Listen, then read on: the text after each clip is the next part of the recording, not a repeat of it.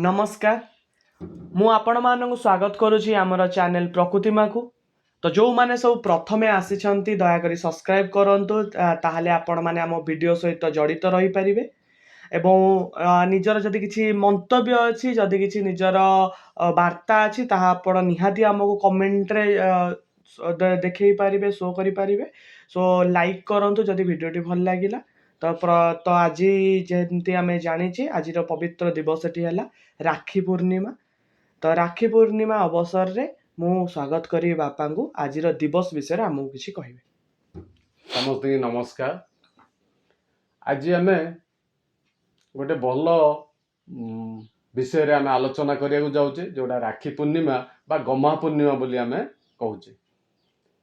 प्रकृत रे आमर भारतीय संस्कृति ये सनातन संस्कृति एते गभीरता एवं मानव जीवन उपरे तार एभली प्रभाव रही जहाँकि विभिन्न पर्वपर्वाणी माध्यम एगुड़ाक सबू आमर पूर्व पुरुष माने आमको सुसंजत श्रृंखलित एवं आग को बढ़िबार परंपरा से रखी जाइछन्ति। सी होची गोटे राखी पूर्णिमा।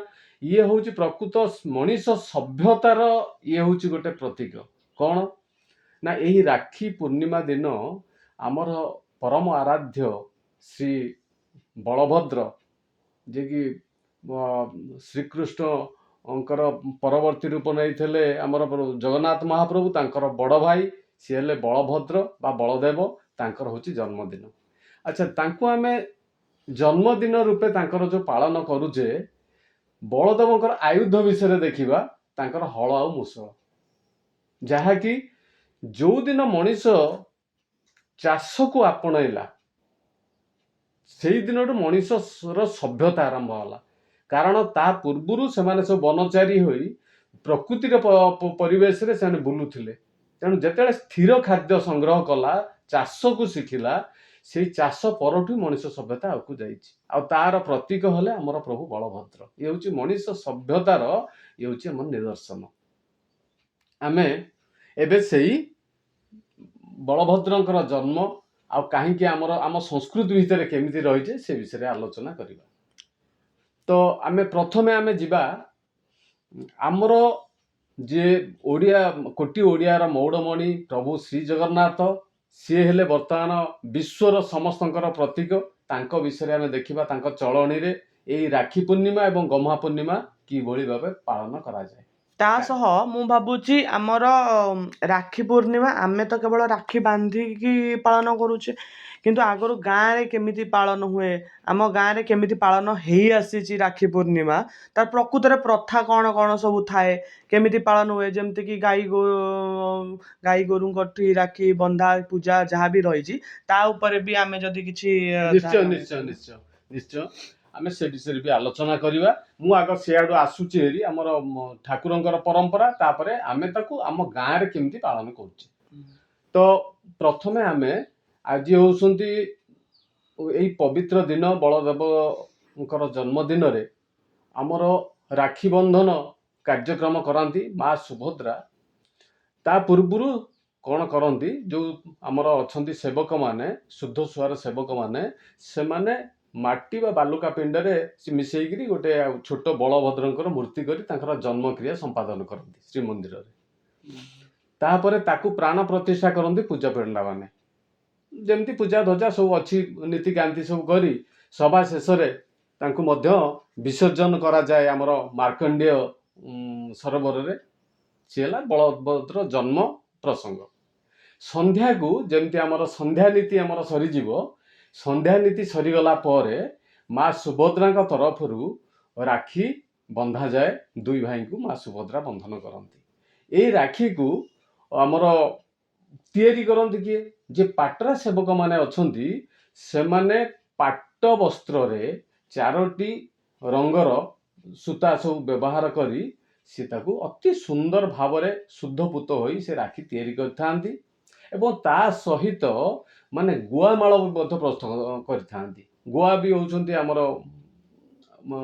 संस्कृति रे सबुठ पवित्र जेमती श्रीफल से भलिया गुआ। तेणु गुआ 54टी गुआ को पाट सूतारे बंधाई से सुंदर भाव रे गुआ माଳ करथिबे। ଆଉ ମା ସୁଭଦ୍ରାଙ୍କ ତରଫରୁ ପୂଜା ନୀତି ସନ୍ଧ୍ୟା ନୀତି ପରେ ଦୁଇ ଭାଇଙ୍କ ହସ୍ତରେ ପାଟ ରାଖି ଏବଂ ଗୁଆମୂଳ ଅର୍ପଣ କରାଯାଏ। ଆଉ ସେଇଦିନ ମଧ୍ୟ ଆଉ ଠାକୁରଙ୍କର ସୁନ୍ଦର ବେଶ କରାଯାଏ। ଆଉ ଏଇଟାକୁ ଆମେ ଆମର ଓଡ଼ିଆ ଜାତି ଘରେ ଘରେ ଏଇଟାକୁ ପାଳନ କରେ। ସାରା ଭାରତ ବର୍ଷ ଏତେ ପାଳନ ହେଉଛି, ମାନେ ସବୁଆଡ଼େ କରାହେଉଛି, ତା ଦେହରୁ ଓଡ଼ିଶାରେ ଅତି ସୁନ୍ଦର ଭାବରେ ଏ ଦିନଟିକୁ ଆମର ପାଳନ କରାଯାଇଛି।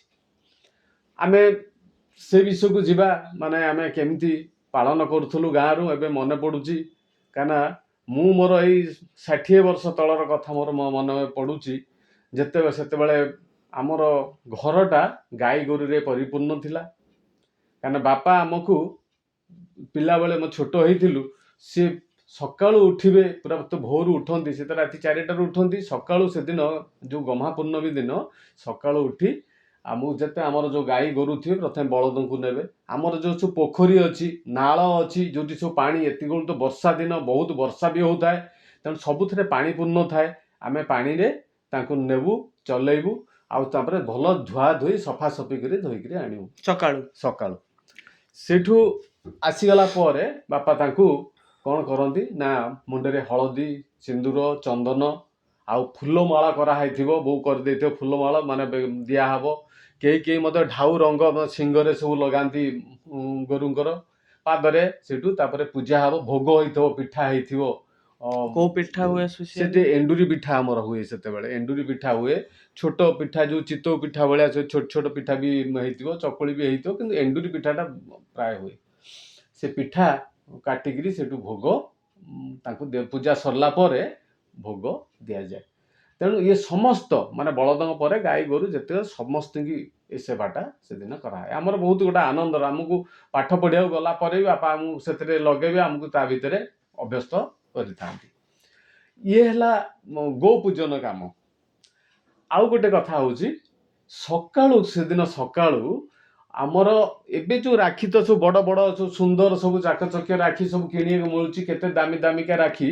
କିନ୍ତୁ ସେତେବେଳେ କ'ଣ କରାଯାଏ, ଯେ ଆମର ଯିଏ କୁଳ ପୁରୋହିତ ଅଛନ୍ତି ଆଉ ଅନ୍ୟାନ୍ୟ ବ୍ରାହ୍ମଣ ମାନେ ବି ଆସନ୍ତି, ସିଏ ଘର ଘର ହେଇକିରି ରାକ୍ଷୀ ବନ୍ଧନ କରନ୍ତି। ଆମମାନଙ୍କ ହାତରେ ରାକ୍ଷୀ ଫୁଲି ପଇତା ଆମେ ତାକୁ କହୁ। ହଁ, ଏଇଭଳିଆ ଫୁଲି ପଇତା ସିଏ ଆମ ହାତରେ ବାନ୍ଧିବେ, ଆମେ ଆଶୀର୍ବାଦ କରିବେ, ଆଉ ଶେଷକୁ ମଧ୍ୟ ତାଙ୍କୁ ଛଞ୍ଚା ଦକ୍ଷିଣା ଏସବୁ ଦିଆଯାଏ। ଯିଏ ବି ଆମର ଅଛନ୍ତି, ଜ୍ୟୋତିଷ ଆମର ଅଛନ୍ତି, ନାୟକ ମହାଶୟ, ଯିଏ ସବୁ ଗ୍ରହ ନକ୍ଷତ୍ର ଏସବୁ କାମ କରନ୍ତି, ସିଏ ବି ଆସନ୍ତି, ଆଗରୁ ପଇତା ଦେଇ ଯାଆନ୍ତି, ସିଏ ବି ଆସି ତାଙ୍କର ମଧ୍ୟ ସେବା କରାଯାଏ। ତେଣୁ ଏଇଟା ଗୋଟେ ଭାରି ଆମର ଖୁସି ଲାଗେ। ମୋତେ ବି ପିଲାଦିନରୁ ମୋର ଫୁଲି ପଇତା ବାନ୍ଧିବାଟା ଅଭ୍ୟାସ, ଆଉ ଭାରି ଭଲ। ଆଉ ସେ ବ୍ରାହ୍ମଣ ମାନେ ଆଣିଥିବେ ପଇତା, ମାନେ ସୂତାରେ ପଇତା ଆଣିଥିବେ, ଆମେ କାନ୍ଧରେ ସେଠି ପଇତାଟାକୁ ମଧ୍ୟ ପକାଉ, ଆଉ ତାଙ୍କୁ ପ୍ରଣାମ କରୁ। ମାନେ ଆଜି ଦିନଟା ବହୁତ ସୁନ୍ଦର, ଆଉ ଘରେ ବି ପିଠା, ଏଣ୍ଡୁରି ପିଠା ଖିଆ ହବ, ଆଉ ସିଏ ବହୁତ ଗୋଟାଏ ଆନନ୍ଦର ଦିନ। ୟା ସହିତ ଆଉ ଗୋଟେ ଜିନିଷ ଅଛି, ଗହ୍ମା କାହିଁକି କହୁଛି, ଗହ୍ମା ଡିଆଁ। ଗହ୍ମା କହିଲେ ମାନେ ଗୋଟେ ଉଚ୍ଚ, ଯେମିତି ଛୋଟ ପର୍ବତ, ଯେମିତି ଗିରି ଗୋବର୍ଦ୍ଧନ ଠାକୁରଙ୍କର, ଗିରି ଗୋବର୍ଦ୍ଧନରେ ଆଜି ମଧ୍ୟ ସେଠି ପାଳନ କରାହେଉଛି। ମାନେ କୋଉଠି ଗିରି ଗୋବର୍ଦ୍ଧନ ପୂଜା ହେଉଛି ମଥୁରାରେ, ସେଠି ମଧ୍ୟ ମାନେ ବହୁତ ବଡ଼ ପୂଜା, ସେଇ ପୂଜାଟା ବ୍ୟାପିଛି। ଆଉ ବିଶେଷ କରି ଗଞ୍ଜାମ ଅଞ୍ଚଳରେ, ଗଞ୍ଜାମ, ନୟାଗଡ଼, ଖୋର୍ଦ୍ଧା, ପୁରୀ ଏ ଅଞ୍ଚଳରେ ଗହ୍ମାଡିଆ ସେତେବେଳେ ଥିଲା। ଏବେ ବି ବୋଧେ ଗଞ୍ଜାମ ଅଞ୍ଚଳରେ କିଛି କିଛି ମଧ୍ୟ ରହିଛି। ଗହ୍ମାଡିଆ ମାନେ ଗୋଟେ ସୁନ୍ଦର ମାଟିରେ, ଆମେ ଗୋଟେ ଉଚ୍ଚ ଭଳିଆ ଛୋଟ ପର୍ବତ ଆକାରର ମାଟି ସବୁ ପକେଇ, ସେ ସବୁ ଘାସ ଫାସ ମାନେ ଇଏ ସବୁ ହେଇଥିବ, ଗୋଟେ ଛୋଟିଆ ପର୍ବତ, ଡେଇଁବ, କିଏ ଏପଟୁ ସେପଟୁ ଡେଇଁବ। କିନ୍ତୁ ପ୍ରକୃତ ୟା ମୂଳରେ ରହିଛି, ଯେତେବେଳେ ଗଜପତି ମହାରାଜା ମାନେ ରହିଥିଲେ, ମାନେ ଶାସନ କରୁଥିଲେ, ସେଇ ସମୟରେ ଆମର ବୀର ପାଇକ ମାନେ ଏଇଟା ଗୋଟେ ତାଙ୍କର ରଣ କୌଶଳ, କ୍ରୀଡ଼ା କୌତୁକର ସେମାନେ କରନ୍ତି। ନୂଆ ନୂଆ ସବୁ ଯୁବକ ମାନେ ସେଠି ଆସନ୍ତି, ମାନେ ଯୋଗ ଦିଅନ୍ତି, ଯେଉଁମାନେ ସକ୍ଷମ ହେଲେ ସେମାନେ ଏ କୌଶଳ ଶିଖନ୍ତି। ଡେଇଁବେ ଗମା, କିଏ କେତେ ଦୂର ଡେଇଁ ପାରୁଛି, ସୁଞ୍ଚିତି ମାରି ପାରୁଛି, କିଏ ଖେଳୁଛି, ତାପରେ ଚତୁର୍ପାର୍ଶ୍ୱ ବୁଲିବେ, ଗୋଡା ଗୋଡି, ଧରା ଧରି, କୁସ୍ତି କସରତ ଏସବୁ ଖେଳ ଚାଲେ। ଆଉ ଏଇଟାକୁ ମଧ୍ୟ ଆମ ଗାଁରେ, ମୋର ବି ମନେ ପଡୁଛି, 50 ବର୍ଷ ତଳେ ଆମେ ଆମର ଯେଉଁ ନୀଳକଣ୍ଠେଶ୍ୱର ମନ୍ଦିର, ଏବେ ବି ସେ ଆମ୍ବ ଗଛ ତଳେ କରିଥିଲୁ, ସେଠି ମଧ୍ୟ ଡେଉଁ, ନଳିଆ ନନା, କାଳିଆ ନନା ଏସବୁ ଏସବୁ ଆମର ଥିଲେ। ଆମେ ମଧ୍ୟ କରିଥିଲୁ କେତେ ବର୍ଷ, ପୁରା ବାହାରକୁ ଗଲା ପର୍ଯ୍ୟନ୍ତ ଆମର ବି ସେ ଗୋଟେ ଖେଳ ଚାଲିଥିଲା। ତ ଇଏ ହେଉଛି ଆମ ଗାଁର ଗୋଟେ ପର୍ବ। ଆଉ ତା ଛଡା ସେଥିପାଇଁ କି ତା ନା ଗହ୍ମା ପୂର୍ଣ୍ଣିମା ନା କଣ? ସେଥିପାଇଁ ତା ନାଁ ହଉଛି ଗହ୍ମା ପୂର୍ଣ୍ଣିମା। ପୂର୍ଣ୍ଣମୀ ଦିନ ଯେହେତୁ ଆମର ସବୁ ସମର କଳା ଏଠୁ ସେତେବେଳେ ଗଜପତି ମହାରାଜ ସମୟରୁ ଆସିଥିଲା, ସେଥିପାଇଁ ତା ନାଁ ବି ଆମେ ଗହ୍ମା ପୂର୍ଣ୍ଣିମା ବୋଲି କହୁ। ତା ମାନେ ଏଇଟା ବୀର ଯଶର ଦିନ ବି ବୀର ଗହ୍ମା ଯଶର ପୂର୍ଣ୍ଣିମା। ଦିନ, ଏଇଟା ହଉଛି ପାଇକ ଓଡିଶାର ପାଇକ ଇତିହାସର ଗୋଟା ଶୁଭ ଦିନ ସେଦିନ, ତେଣୁ ଏଇଟା ଓଡିଆ ଜାତି ପାଳନ କରୁଛି। ତାପରେ ଆହୁରି ଆମେ ଦେଖିବା ସର୍ବଭାରତ ସ୍ତରରେ ଏଇ ରାକ୍ଷୀ ବନ୍ଧନ ଗୋଟେ ଭାଇଚାରାର ଭାବ ଅନେକ ଜାଗାରେ ଅଛି। ଦେଖନ୍ତୁ ଯେମିତି ଓମ୍ ସାଥିର ସମସ୍ତେ ଆସିକିରି ରାକ୍ଷୀ ବାନ୍ଧିବେ, ଅନ୍ୟାନ୍ୟ ସବୁ ପରମ୍ପରାର ଲୋକମାନେ ଅଛନ୍ତି, ସବୁ ଆସିକି ହାତରେ ସେମାନେ ରାକ୍ଷୀ ବାନ୍ଧନ୍ତି। ତାପରେ ବିଭିନ୍ନ ଜାତି ସମ୍ପ୍ରଦାୟ ଭିତରେ ମଧ୍ୟ ରାକ୍ଷୀ ବନ୍ଧନ, ଭଉଣୀମାନେ ଭାଇ ହାତରେ ରାକ୍ଷୀ ବାନ୍ଧି ଆମର ଯୋଉ ନାରୀ ଜାତି ପ୍ରତି ଗୋଟେ ସୁରକ୍ଷା ଏଟା ସୃଷ୍ଟି ହୁଏ। ଏ ପରମ୍ପରା ତିଆରି କରି ଆସିଛି। ମା ସୁଭଦ୍ରା ବଳଭଦ୍ର ଆଉ ଶ୍ରୀକୃଷ୍ଣଙ୍କର ଏ ଯୋଉ ଜଗନ୍ନାଥଙ୍କର ହାତରେ ରାକ୍ଷୀ ବାନ୍ଧୁଛନ୍ତି ମାନେ ଇଏ ହଉଛି କଣ, ଭାଇ ମୋର ମଜବୁତ ହେଲେ, ଭାଇ ଯଦି ଆମର ସକ୍ଷମ ହବ ସିଏ ଆମକୁ ସୁରକ୍ଷା ଦବ। ତେଣୁ ନାରୀ ଜାତିର ସୁରକ୍ଷା ପାଇଁ ପୂର୍ବପୁରୁଷ ବା କୋଉ ଅନନ୍ତ କାଳରୁ ସେ ତାର ବ୍ୟବସ୍ଥା କରି ଆସିଛନ୍ତି। ଏବେ ବି ମଧ୍ୟ ମାନେ ଯୁଦ୍ଧ କ୍ଷେତ୍ରଠୁ ଧରି ଆମର ତଳ ପର୍ଯ୍ୟନ୍ତ ସବୁଠି ଅଛନ୍ତି ଭଉଣୀମାନେ ଭାଇମାନଙ୍କ ହାତରେ ରାକ୍ଷୀ ପିନ୍ଧଉଛନ୍ତି, ଏଠୁ ସ୍ନେହ ଉପହାର ଦଉଛନ୍ତି ଭାଇମାନେ ଭଉଣୀମାନଙ୍କୁ। ତେଣୁ ଇଏ ଗୋଟେ ଅତି ଆତ୍ମିକ ମିଳନ, ଏ ଯୋଉ ମିଳାମିଶାର ଗୋଟେ ଅତି ଆନନ୍ଦିତ ଜିନିଷ। ଆଉ ଏଇଟାକୁ ମଧ୍ୟ ଆମେ ଆଜି ଗୋଟେ ପବିତ୍ର ଦିନରେ ଦେଖିବା, ଆମେ ସ୍ୱଭାବ କବି ଗଙ୍ଗାଧର ତ ସେଠୁ ମେହେରଙ୍କର ଆଜି ଜନ୍ମଦିନ। ଆଚ୍ଛା, ଆଉ ତା ସହିତ ଆମର ଠାକୁର ନିଗମାନନ୍ଦ ପରମହଂସ ଦେବଙ୍କର ଆଜି ମଧ୍ୟ ପବିତ୍ର ଜନ୍ମଦିନ। ତାପରେ ବହୁ ମହାପୁରୁଷ ମାନଙ୍କର ଆଜି ଇଏ ହଉଛି ଜନ୍ମଦିନ। ଆଉ ତେଣୁ ଏଇ ଯୋଉ ବିଶେଷ ଦିନରେ ଓଡ଼ିଆ ଜାତି ଆମେ ମନେ ରଖିଛି, ସ୍ମରଣ କରୁଛି ଏ ସଭ୍ୟତାକୁ ଆଗେଇ ନେବାକୁ। ଏ ଯୋଉ କୃଷି ସଭ୍ୟତା ଆମର ତାକୁ ଆଗକୁ ନବା ପାଇଁ ଇଏ ହଉଛି ଗୋ ପୂଜନର ଦିବସ, ଇଏ ହଉଛି କର୍ଷଣ କୃଷକ ମାନଙ୍କର ଦିବସ। ତେଣୁ ଇଏ ହଉଛି କୃଷି ପରମ୍ପରାର ଇଏ ହଉଛି ପ୍ରତୀକ। ଆଉ ସେଥିପାଇଁ ଓଡ଼ିଆ ଜାତି ସର୍ବ ଅଗ୍ରରେ ରହିଛି। ଆଉ ତେଣୁ ମାନବ ସଭ୍ୟତା ପାଇଁ ଓଡ଼ିଶାର ଅବଦାନ ବହୁତ ରହିଛି। ଜଗତକୁ ପରିପାଳନ ପାଇଁ ଓଡ଼ିଆ ଜାତି ସଦାବେଳେ ଆଗେଇ ଆସିଛି ଏବଂ ତାଙ୍କର ପର୍ବପର୍ବାଣୀ ଓଷା ବ୍ରତ ସବୁଥିରେ ସେ ମାନେ ଏ କାମ ତା ଦେଖେଇଛି। ମାନେ ଯେମିତି ଗୋଟେ ସ୍ଲୋଗାନ ଦିଆଯାଏ, ଜୟ ଯବାନ ଜୟ କିଷାନ। ତ ବାସ୍ ଜୟ ଯବାନ ମାନେ ଗହ୍ମା ପୂର୍ଣ୍ଣିମା, ପାଇକ ମାନଙ୍କର ବାସ୍ ଯୋଉ ଅଛି, ପାଇକ ମାନେଙ୍କର ଏ ଦିବସ ଯଦି ଜୟ ଯବାନ ସେଥିରେ ଗଲା, ଜୟ କିଷାନ କାରଣ ଆମେ ଗାଈ ଗୋରୁଙ୍କୁ ପୂଜା କରୁଛେ, ଆମର ଯୋଉ କୃଷି ପ୍ରଥାକୁ ପୂଜା କରୁଛେ, ଜୟ କିଷାନ। ତ ଏଇଟା ଜୟ ଯବାନ ଜୟ କିଷାନର ପ୍ରକୃତରେ ମିଳନ ହେଲା ଆଜି ରାକ୍ଷୀ ପୂର୍ଣ୍ଣିମା। ତା ସହିତ ମାତୃ ସୁରକ୍ଷା, ମାତୃ ନାରୀ ସୁରକ୍ଷା, ମାନଙ୍କର ନାରୀ ସୁରକ୍ଷା ପାଇଁ ସୁରକ୍ଷା। ସିଏ ବି ଗୋଟେ ବଜ୍ର ଶପଥର ତ ଆଉ ବାସ୍ତବିକ ଆଜିକା ଯୁଗରେ ଦେଖିବାକୁ ଗଲେ ନାରୀ ମାନଙ୍କର ସୁରକ୍ଷା ଯେ ଜଣେ ପୁରୁଷ କରିବ ସେଟା ନାହିଁ, କିନ୍ତୁ ସୁରକ୍ଷା ଭଳିଆ ବିପଦପୂର୍ଣ୍ଣ କାର୍ଯ୍ୟରେ ନାରୀମାନେ ନିୟୋଜିତ ନ ହୋଇ, ନାରୀମାନଙ୍କୁ ଯେହେତୁ ଆମ ସମାଜ ବହୁତ ଉପରେ ରଖି ଆସିଛି, ଆମର ସନାତନ ଧର୍ମ ନାରୀ ଦେବୀ ଆମର ବହୁତ ଉପରେ ଅଛନ୍ତି। ତ ତାଙ୍କର ସୁରକ୍ଷା ନିମନ୍ତେ ଯଦି ଯୁଦ୍ଧ ଲଢ଼ିବାକୁ ଯିବେ, ତ ଯୁଦ୍ଧ ଲଢ଼ିବା ସମୟରେ ନାରୀମାନଙ୍କ ଭଳିଆ ମୂଲ୍ୟବାନ ପଦରେ ରଖା ହେଇଛି, ସେମାନେ କାହିଁ ଲଢ଼ିବେ? ତାଙ୍କ ପାଇଁକି ତାଙ୍କ ଭାଇ ଅଛନ୍ତି, ତାଙ୍କ ପାଇଁକି ତାଙ୍କର ପୁରୁଷ ସମାଜ ରହିଛି ଯୁଦ୍ଧ କରିବାକୁ। ସେଇ ସୁରକ୍ଷାର ଯୋଉ ବନ୍ଧନ ଯୋଉ ରହି ଆସିଛି, ସେଇ ବନ୍ଧନର ଦିବସ ହେଲା ଆମର ଆଜି ରାକ୍ଷୀ ପୂର୍ଣ୍ଣିମା। ତ ରାକ୍ଷୀ ପୂର୍ଣ୍ଣିମା ସହିତ ବହୁତ ବିଭିନ୍ନ ଭାଇ ଭଉଣୀ ଯୋଉ ସମ୍ପର୍କଟା ନିହାତି ଆହୁରି ସ୍ତମ୍ଭୀଭୂତ ହୁଏ। ଭାଇ ଭଉଣୀଙ୍କ ଭିତରେ ଆମ ଯୋଉ ରହିଛି ଅତି ଆତ୍ମୀୟତା ଭାଇ ଭଉଣୀ ସମ୍ପର୍କ ଭିତରେ, ଆଜି ସେଇ ଦିବସ, ଆଜି ସେଇ ଦିବସରେ ତ ସେଥିପାଇଁ କି ସମସ୍ତେ ରାକ୍ଷୀ ବାନ୍ଧନ୍ତୁ, ରାକ୍ଷୀ ବାନ୍ଧିକି ନିଜର ଯୋଉ ପରମ୍ପରା ରହିଛି ସେ ପରମ୍ପରାକୁ ବଜାୟ ରଖନ୍ତୁ। ତା ସହିତ ନାରୀ ସୁରକ୍ଷା, ଏଇ ସମାଜରେ ନାରୀ ସୁରକ୍ଷା ପାଇଁ ସବୁ ପୁରୁଷ ସମାଜ ମଧ୍ୟ ଆଗକୁ ଆସିବା ଦରକାର ନାରୀ ମାନଙ୍କ ସୁରକ୍ଷାରେ। ତ ଏହା କହି ବିଶେଷ କରି ଯୋଉ ଦୃଷ୍ଟିକୋଣ ହଁ ମାନେ ମାତୃ ଜାତି ପ୍ରତି ଆମର ଦୃଷ୍ଟିକୋଣଟା ଆମର ବଦଳିବ ସଦାବେଳେ, ଭଗ୍ନୀ ରୂପେ ମା ରୂପେ ଦର୍ଶନ କରିବାର ଇଏ ହଉଛି ଗୋଟେ ସୁନ୍ଦର ପର୍ବ। ବାସ୍ତବିକ ଦେଖିବାକୁ ଗଲେ ଆଜିର ଏଇ ଯୋଉ ରାକ୍ଷୀ ପୂର୍ଣ୍ଣିମାଟା, ରାକ୍ଷୀ ପୂର୍ଣ୍ଣିମାରେ ଯାହା ଆମେ କହିଲେ ସୁରକ୍ଷା, ନାରୀ ସୁରକ୍ଷା, ମାତୃ ଜାତିର ସୁରକ୍ଷା, ସେଟା ମଧ୍ୟ ରାକ୍ଷୀ ପୂର୍ଣ୍ଣିମାର ଏକ ବଡ଼ ଅଂଶ। ଯେମିତି କି ଭାଇ ଭଉଣୀ ଭିତରେ ଯୋଉ ଆତ୍ମୀୟତା ରହିଛି, ଯୋଉ ସମ୍ପର୍କ ରହିଛି, ଭାଇ ଭଉଣୀକୁ ସୁରକ୍ଷା କରିବ। ଏଠି ଆ ଭିତରେ କ'ଣ ଗୂଢ ରହସ୍ୟ ରହିଛି ଯେ ଭାଇର ଅର୍ଥ ନୁହେଁ କେବଳ ସିଏ ତାରି ଭଉଣୀକୁ ସୁରକ୍ଷା କରିବ। ଭାଇ ମାନେ ଟୋଟାଲ ଯୋଉ ପୁରୁଷ ସମାଜକୁ ସମାଜ। ଭାଇ କୁହାଯାଇଛି ବାସ୍ ଏବଂ ଭଉଣୀ ମାନେ ନାରୀ ସମାଜକୁ ଭଉଣୀ ବୋଲି କୁହାଯାଇଛି। ବାସ୍। ତ ଭଉଣୀ ଭାଇ ହାତରେ ବାନ୍ଧିବାର ଅର୍ଥ ହେଲା ପୁରୁଷ ତ ମାନେ ସମାଜର ମାନେ କ'ଣ ମାତୃ ସମାଜ ପ୍ରତି ପ୍ରତି ଗୋଟେ ସୁନ୍ଦର ଭଗ୍ନୀ ଦୃଷ୍ଟି ଆସିବ ଆସିବ, ବା ମାତୃ ଦୃଷ୍ଟିରେ ମାତୃ ଦେଖିବ। ଦୃଷ୍ଟିରେ ଦେଖିବେ। ମାନେ ଯେମିତି ଖରାପ ଦୃଷ୍ଟି ନିଜ ଭଉଣୀର ଯେମିତି ଯେମିତି ଦୃଷ୍ଟିଟା, ବାସ୍ ଯେମିତି ସେ ଅନ୍ୟ କୌଣସି ନାରୀକୁ ଦେଖିଲେ ଦେଖିଲା ଭଉଣୀ ସେଇ ସମାନ ସେ ଦୃଷ୍ଟିଟା ମନେ କରିବ। ଆସିବ।